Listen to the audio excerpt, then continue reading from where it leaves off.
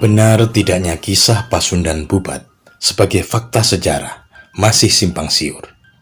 Sebagian berpendapat itu tidak pernah terjadi karena hanya didasarkan pada sumber sekunder yang syarat bias. Sebaliknya, sebagian lain membenarkan peristiwa itu karena meski dari sumber sekunder, tidak ada sumber sejarah lain yang membantahnya. Namun, tak jarang dibumbui dengan dramatisasi yang tidak perlu.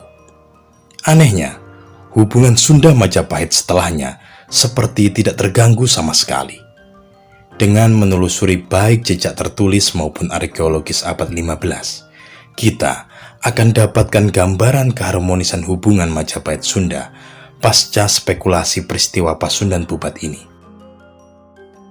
So, tonton sampai akhir, hindari salah tafsir. Mengacu para raton, dalam abad ke-14 terjadi peristiwa Pasundan Bubat. Rombongan Raja Sunda sampai di tanah lapang Bubat sebelah utara kota Majapahit untuk mengantar putri Sunda yang hendak menikah dengan Raja Hayam Wuruk yang masih remaja kala itu. Namun, sayangnya, karena kesalahpahaman, tragedi itu pun tak terelakkan. Raja Sunda dan rombongan gugur. Meski tidak disebutkan dalam para raton, konon kabarnya putri Sunda pun memilih mengakhiri hidupnya. Mengenai detail kisah ini telah banyak dibahas. Yang jadi pertanyaan, jika memang benar terjadi, kenapa pasca Pasundan Bubat, Majapahit Sunda tetap harmonis? Tidak ditemukan adanya perselisihan lanjutan. Berikut rangkuman bukti tertulis dan arkeologis keharmonisan hubungan keduanya. Keharmonisan hubungan dagang Sunda-Daha. Kitab Calon Arang disusun di zaman Majapahit setelah masa keemasannya, meski setting ceritanya berlatar belakang pemerintahan Raja Dharmawangsa Erlangga pada abad ke-11. Dari bahasa yang digunakan yang kadang terselip kata dan tata bahasa Jawa Tengahan maupun Jawa Baru, juga disebutkannya kota Malaka yang baru berkembang pada pertengahan abad ke-15, menunjukkan kitab ini memang disusun setelah masa keemasan Majapahit. Kitab ini menggambarkan para niagawan dari berbagai daerah, termasuk kerajaan Sunda, secara rutin datang ke istana Raja Majapahit membawa cindramata. Bahkan, kerajaan Sunda di Jawa bagian barat ini secara khusus memiliki hubungan dagang yang sangat baik dengan Daha di Jawa bagian timur. Tidak ada masalah yang terjadi antara keduanya dalam abad ke-15, dan hubungan mereka tetap berlangsung damai. Kisah perkawinan keluarga Raja Koripan dan Daha. Dalam Kidung Wasengsari, sebuah varian kisah Panji, disebutkan bahwa Sunda adalah kerajaan yang dikunjungi oleh Panji dalam perjalanannya untuk mencari kekasihnya. Kidung ini mengisahkan tentang Raden Wiranamtani dari Koripan yang bertunangan dengan putri Raja Daha. Namun, sebelum pernikahan mereka terjadi, Wiranamtani diculik oleh Raja Magadha yang juga tertarik untuk memperistri putri Daha. Setelah mengalami berbagai petualangan dan pertempuran, akhirnya pernikahan antara putra Raja Koripan dan putri Daha tetap terlaksana. Eratnya hubungan mitologis Jawa bagian barat dan timur. Pada kitab Tantu Panggelaran yang digubah pada tahun 1557, terdapat uraian tentang hubungan erat antara Jawa bagian barat dan timur. Dalam kitab ini disebutkan bahwa Pulau Jawa secara mitologis sering diguncang oleh gelombang lautan. Untuk menjaga kestabilan pulau tersebut, Gunung Mahameru dipindahkan dari Jambudwipa atau India ke Jawa Dwipa. Gunung Mahameru kemudian dijatuhkan di wilayah Jawa bagian barat. Bagian bawahnya tetap berada di barat dan dinamakan Gunung Kalasa atau yang kini disebut Gunung Salak. sedangkan puncaknya dipindahkan ke timur dan menjadi Gunung Semeru. Selama perjalanan, sebagian Gunung Mahameru rontok dan membentuk gunung-gunung lain di tanah Jawa seperti Gunung Wilis, Kelut, Arjuna, dan Welirang. Karena masih miring puncaknya, dipotong lagi dan dilemparkan oleh para dewa menjadi Gunung Pawitra atau Gunung Penanggungan sekarang. Secara mitologis, baik pegunungan di Jawa bagian barat maupun timur berasal dari satu gunung yang sama, Gunung Mahameru, pusat alam semesta, aksis mundi tiga dunia.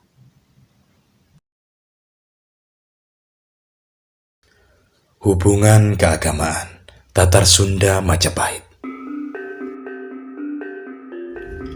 Dalam Tantu Panggelaran juga dikisahkan putra raja dari kerajaan Sunda Galuh bernama Cancu Raja mengungsi ke suatu kawikuan yang dipimpin oleh Buyut Jalagiri. Nama Cancu hanya dijumpai pada Tantu Panggelaran dan prasasti Tulang Air 2 yang berangka tahun 762 Saka atau 840 Masehi. Walaupun angka tahunnya menunjukkan abad ke-9, namun prasasti itu merupakan tinulat atau salinan yang dilakukan dalam era Majapahit. Tertulis pada bagian akhir prasasti, Parisamapta telah sinurat ring Majapahit, yang berarti telah sempurna ditulis di Majapahit. Dalam prasasti ini disebutkan adanya bangunan suci agama Buddha atau kuti disebut dengan Waharu, yang menurut Agus Arismunandar tidak lain adalah Candi Brahu di Trowulan. Dari kitab Tantu Panggelaran dan prasasti Tulang Air 2, terkisahlah dua orang putra Raja Galuh dari Tatar Sunda yang menyepi di Kuti Waharu disambut oleh Buyut Jalagiri sebagai pemimpin kuti tersebut. Mereka bernama Cancu Makuta dan Cancu Manggala, atau dalam Tantu Panggelaran dipanggil Cancu Raja. Setelah tinggal beberapa waktu, Cancu Makuta mungkin kembali ke Galuh, sementara adiknya, yaitu Cancu Manggala, tetap tinggal di Kuti Waharu, tidak mau kembali ke kerajaannya. Ia lebih memilih menjadi wiku atau biksu dengan gelar Buyut Sri Manggala. Selain dari dua sumber sejarah tersebut, mungkin masih terdapat sumber tertulis lain dari zaman Majapahit akhir abad ke-15 yang menyebut atau menyinggung tentang hubungan masyarakat Jawa kuno bagian timur dan Sunda di barat. Ayat Rohedi, ahli kebudayaan Sunda kuno, menyatakan bahwa ada naskah keagamaan Sunda kuno yang ditulis dengan bahasa Jawa kuno. Naskah itu sendiri berisikan konsepsi keagamaan dan panteon Sunda kuno, misalnya yang terdapat pada naskah Serat Dewa Buddha. Artinya, apresiasi dan saling menghargai antara kebudayaan Sunda kuno dan Jawa kuno terus berlangsung hingga masa-masa kemudian.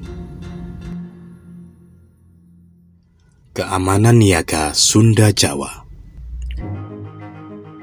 Tommy Piris, seorang Portugis yang menyusun catatan perjalanan di Kepulauan Nusantara, menyatakan bahwa dalam tahun 1513 Masehi, ia melawat ke pelabuhan-pelabuhan di pantai utara Jawa bagian barat milik Kerajaan Sunda. Pada masa itu, terdapat 6 pelabuhan penting. Dari laporan Tommy Piris, di awal abad ke-16, banyak para pedagang Jawa yang berniaga di pelabuhan-pelabuhan di Kerajaan Sunda di pantai utara Jawa bagian barat. Mereka berniaga dengan aman, terutama di pelabuhan Kalapa dan Cimanuk. Pelabuhan Cimanuk merupakan bandar penting dan merupakan bandar terdepan dalam berhubungan dengan Jawa. Hubungan antara orang-orang Sunda dan Jawa biasa-biasa saja dalam berniaga. Banyak di antara mereka yang membina hubungan baik dan persahabatan. Tali kasih Majapahit Sunda. Kolam Segaran di Trowulan, Mojokerto, salah satu peninggalan penting Majapahit. Ukuran kolam ini sangat mengesankan. Luasnya 6,5 hektar, satu-satunya kolam kuno terbesar di Indonesia. Segaran agaknya bukan nama asli. Saat struktur bangunan kolam Segaran berhasil dibersihkan dan ditampakkan kembali oleh McLean tahun 1926. Melihat begitu besarnya kolam, warga Trowulan secara spontan menyebutnya Segaran karena mengingatkan pada luasnya laut atau segoro dalam bahasa Jawa. Diduga, kolam tersebut sebenarnya mempunyai nama tersendiri pada zaman Majapahit. Untuk mengetahui nama asli Segaran, Agus Aris Munandar beranjak dari nama tempat kolam ini berada, Trowulan.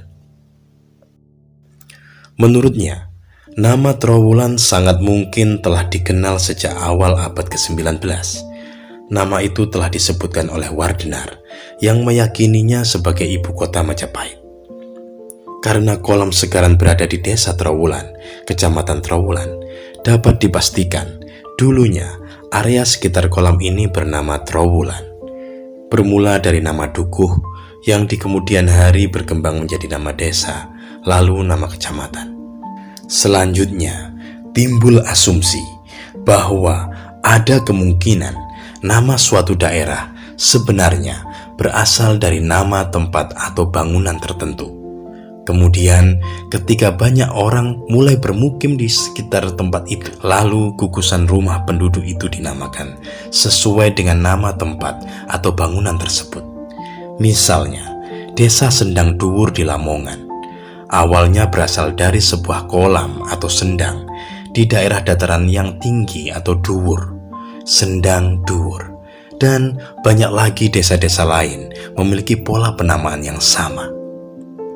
A.S. Wibowo, seorang arkeolog yang pernah bertugas lama di situs Trowulan, mencoba mencari muasal nama Trowulan. Mengacu Serat Kanda di Guba sekitar awal abad 16 Masehi, nama asli Trowulan adalah Citrawulan. Diucapkan secara singkat Trowulan. Citra dalam bahasa Jawa kuno antara lain berarti berwarna cemerlang atau perwujudan yang cemerlang. Maka Citrawulan dapat diartikan sebagai perwujudan yang cemerlang dari bulan. Mengapa dinamai demikian? Tentu terdapat tempat yang dapat dihubungkan dengan bulan yang berada di dekat perkampungan Citrawulan. Ya, tempat itu adalah kolam Segaran sekarang.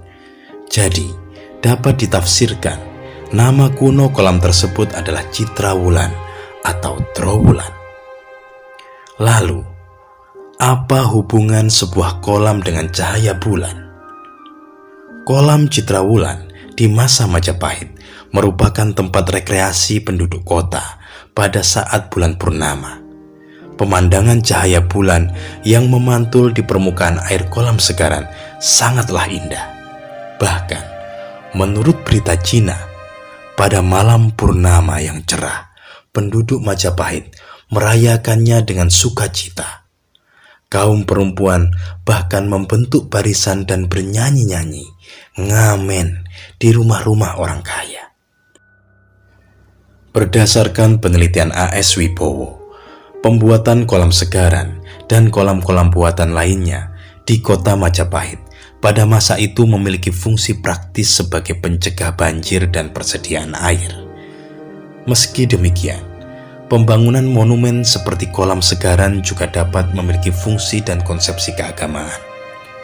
Segaran atau Citrawulan adalah tempat ideal untuk memuja Dewa Chandra dan menikmati keindahan cahaya purnama. Permukaan air kolam memantulkan bayangan bulan purnama, mencerminkan kekuatan dan keindahan Dewa Chandra.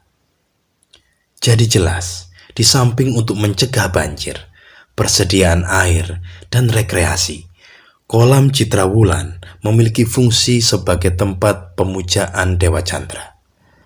Kolam Citrawulan kemungkinan besar dibangun atas perintah Raja Hayam Wuruk pada tahun 1365 Masehi. Meskipun tidak tercantum dalam negara Kertagama, pembangunan kolam ini dilakukan oleh Hayam Wuruk dengan alasan yang mendalam. Mungkin terkait dengan suatu peristiwa yang berkesan bagi dirinya dan ingin mengabadikannya melalui konsepsi keagamaan. Menurut Agus Arismunandar, pembangunan kolam segaran atau Citra Wulan ini erat kaitannya dengan kisah cinta Hayam Wuruk dan Dyah Pitaloka Citra Resmi atau Citra Rasmi yang terprabukan. Dalam tradisi Jawa kuno, terutama masa Majapahit, terdapat kebiasaan mendirikan bangunan pendarmaan bagi tokoh yang telah mangkat setelah 12 tahun kematiannya. Pada tahun ke-12 setelah mangkatnya sang tokoh, diadakan upacara serada dan dilengkapi dengan pendirian bangunan keagamaan untuk memujanya sebagai dewa. Agus Arismunandar menafsirkan bahwa Citra Wulan atau Segaran sebenarnya dibangun untuk mengenang Putri Sunda yang meninggal dalam tragedi Bubat. Pembangunannya dilakukan setelah 12 tahun peristiwa tersebut terjadi. Jadi, jika peristiwa Pasundan Bubat terjadi pada tahun 1357 Masehi, maka 12 tahun kemudian, sekitar tahun 1369, pembangunan Citra Wulan dimulai. Terkait dengan nama Dyah Pitaloka Citra Resmi atau Citra Rasmi, kata Dyah merupakan penghormatan. Pitaloka berarti dunia nenek moyang atau leluhur, dan Citra berarti perwujudan cemerlang. Rasmi berarti keindahan atau sinar cahaya yang cemerlang. Jadi, Citra Rasmi dapat diartikan sebagai cahaya yang cemerlang. Dalam ajaran Hindu, cahaya tersebut sering dikaitkan dengan sinar bulan purnama milik Dewa Chandra. Mungkin kecantikan Putri Sunda sangat mempesona seperti sinar bulan purnama. Pada malam purnama dilakukan upacara upasata di mana para pemeluk Buddha merenungkan prinsip-prinsip kehidupan mereka. Hayam Wuruk mengadakan upacara pemujaan kepada arwah Citra Rasmi yang diyakini telah bersatu dengan dewa-dewa di Pitaloka. Yang menarik lagi, Agus Arismunandar melihat kaitan tak langsung antara kisah Panji dan kolam Citra Wulan. Menurutnya, kisah Panji dapat dianggap sebagai metafora peristiwa sejarah Majapahit.